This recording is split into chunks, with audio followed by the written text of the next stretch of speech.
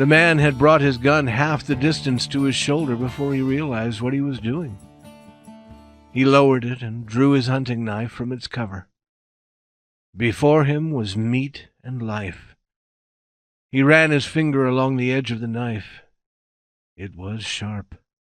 The point was sharp. He would throw himself on the bear and kill it. But his heart began its pounding. Then came its wild leap, and he began to feel faint. His wild courage was replaced by a great fear. In his weakness, what if the animal attacked him? He drew himself up tall, grasping the knife and staring hard at the bear. The bear advanced a couple of steps and stood up. If the man ran, the bear would run after him. But the man did not run. He was alive now with the courage of fear. The bear moved away to one side with a threatening noise. He himself was fearful of this strange creature that appeared unafraid. But the man did not move. He stood still until the danger was past.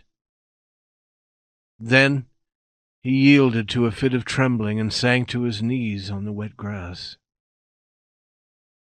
He regained control of himself and then started to move forward, afraid now in a new manner.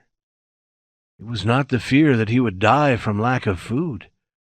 He was afraid that he would be destroyed by forces other than starving.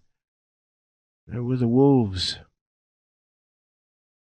Across the wasteland their howls could be heard, making the air itself a threat most real to him. Now and again the wolves in groups of 2 and 3 crossed his path, but they stayed away from him.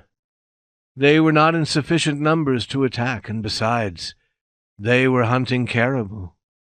Caribou did not battle, while this strange creature that walked on 2 legs might bite. In the afternoon he came upon scattered bones where the wolves had made a kill. What remained had been a young caribou an hour before. He studied the bones, cleaned of any flesh.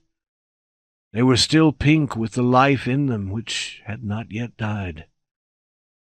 Might he look like that before the day was done?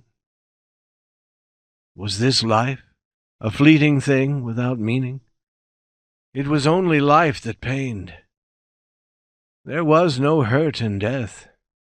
To die was to sleep. It meant rest. Then why was he not content to die? But he did not think about these things for very long. He was soon seated in the grass, a bone in his mouth, biting at the bit of life that made it yet pink. The sweet, meaty taste drove him mad. He closed his teeth firmly on the bones. Sometimes it was the bone that broke, sometimes his teeth.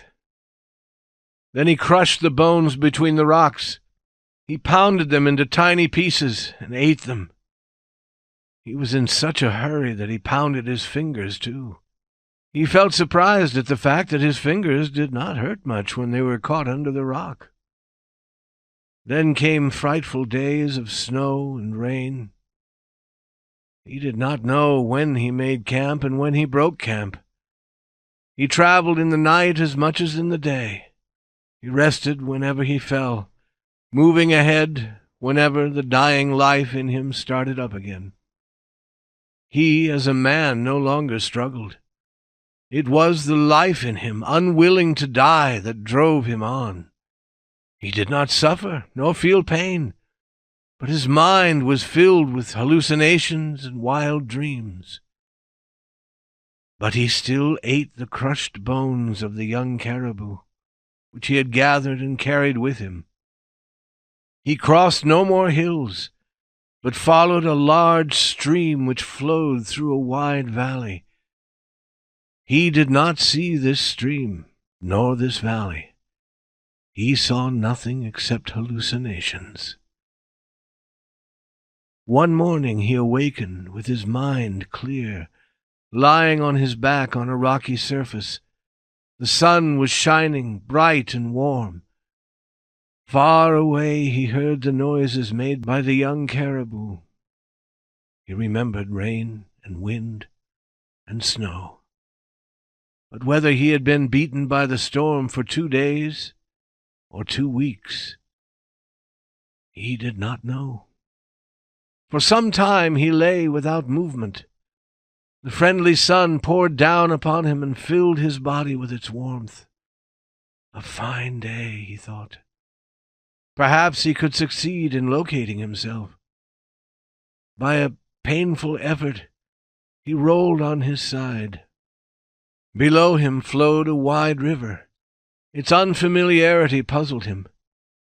Slowly he followed it with his eyes as it curved among the bare hills. They were more bare and lower than any hills he had yet seen. Slowly, without excitement, he followed the course of the strange stream toward the skyline, and saw that it emptied into a bright and shining sea. He was still unexcited. Most unusual, he thought. It was probably a trick of his mind. He was certain of this when he also saw a ship floating in the shining sea. He closed his eyes for a while, then opened them. It was strange how the sight continued, yet it was not strange. He knew there were no seas or ships in the middle of this land, as he had known there was no cartridge in the empty gun. He heard a noise behind him. It seemed like the dry sound that comes from the throat when air is forced out in a cough. Very slowly, because of his weakness and stiffness, he rolled to his other side. He could see nothing near, but he waited patiently. Again came the cough, and there, between 2 rocks, he saw the gray head of a wolf. The sharp ears did not stand up as straight as he had seen them on other wolves. The eyes were dull, and the head seemed to hang. The animal opened and shut its eyes frequently in the sunshine. It seemed sick. As he looked, it coughed again. This was real, he thought. He turned on the other side to see the reality of the world which had been hidden from him before by his hallucination. But the sea still shone, and the ship was still there. Was it reality? He closed his eyes for a long while and thought. And then he remembered. He had been traveling north by east, away from the Dease Divide and into the Coppermine Valley. This wide river was the Coppermine. That shining sea was the Arctic Ocean. That ship was a fishing boat which had wandered east from the mouth of the Mackenzie River. Now it was lying in Coronation Gulf. He remembered the map that he had seen long ago, and it was all clear and reasonable to him. He sat up and turned his attention to immediate affairs. He had worn holes through the blanket wrappings, and his feet were like shapeless pieces of meat. His last blanket was gone. His gun and knife were both lost. He had also lost his hat somewhere, with the matches and the band. The matches against his chest were safe and dry inside the paper. He looked at his watch. It marked 11 o'clock and was still going. This proved that he had kept it wound. He was calm. Although very weak, he had no feeling of pain. He was not hungry.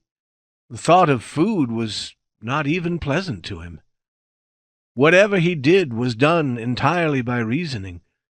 He tore off the legs of his trousers to the knees and bound them about his feet. Somehow he had succeeded in keeping the tin container. He would have some hot water before he began what he knew was to be an awful journey to the ship. His movements were slow. He shook as if with a disease. When he started to gather dried grasses, he found he could not rise to his feet. He tried again and again. Then he contented himself with moving about on his hands and knees. Once he went near the sick wolf. The animal dragged itself out of the way, licking its face with a tongue which seemed hardly to have the strength to curl. The man noticed that the tongue was not the customary healthy red, but was a yellowish brown and covered with a half-dried coating. After he drank some hot water, the man found he was able to stand. He could even walk as well as a dying man might be supposed to walk. But every minute or two he was forced to rest.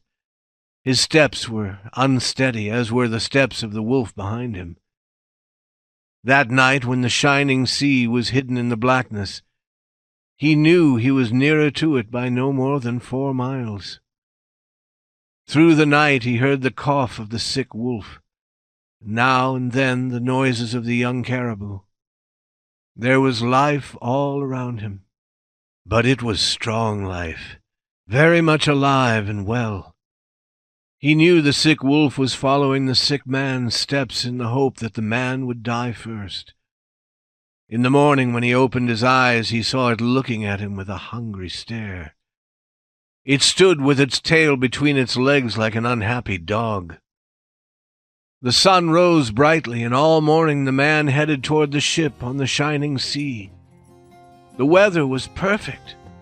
It was the brief return of summer which was usual in that country. Might continue for a week, or tomorrow or the next day it might be gone.